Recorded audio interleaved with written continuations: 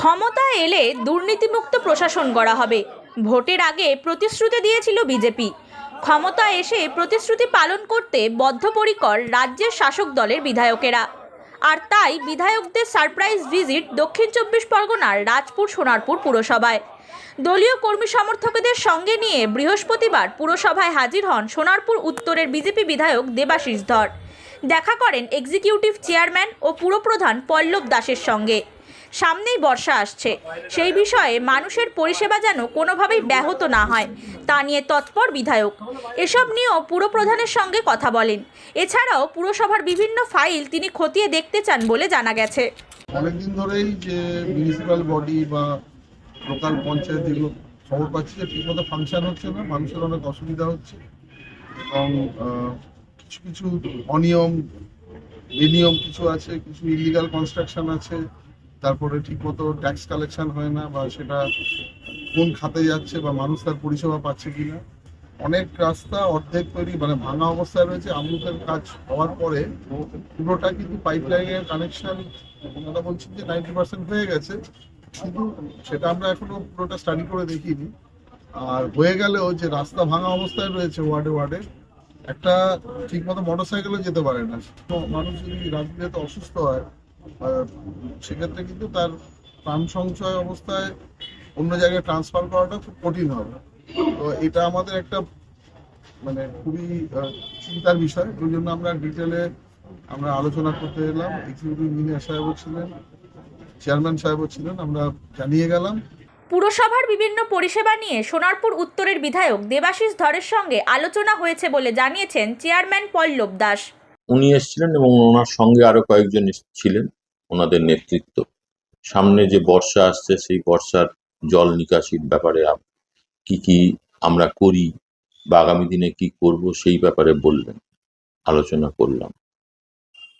নিকাশির ব্যবস্থাটা নিয়েই মূলত বেশি কথা হলো। কিছু রাস্তাঘাটের সমস্যা আছে সেগুলো কথা হলো, মূলত পরিষেবা সংক্রান্ত সমস্যা নিয়ে কথা হলো। উনি বললেন যে কতগুলো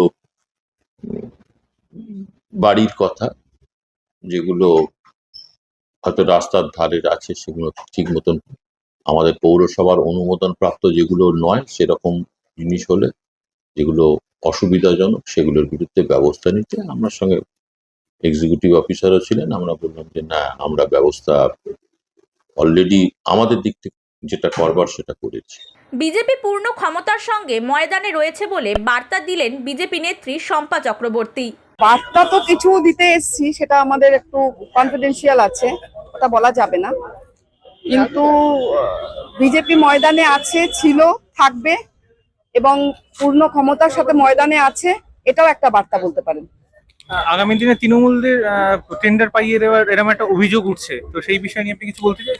এখন কিছু বলবো না, অভিযোগ তো আছেই, এই মুহূর্তে কিছু বলছি না, ক্রমশ প্রকাশ।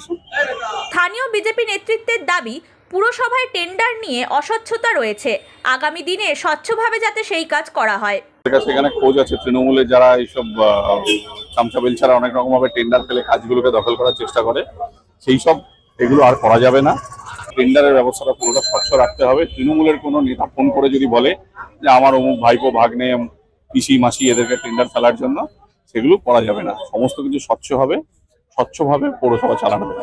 একটাই দিচ্ছি যে বিগত 15 বছর রাজপুর সোনারপুর পৌরসভার যে দুর্নীতির আতুরঘর হয়ে গেছে, এই দুর্নীতি মুক্ত পৌরসভা আমরা গড়ব।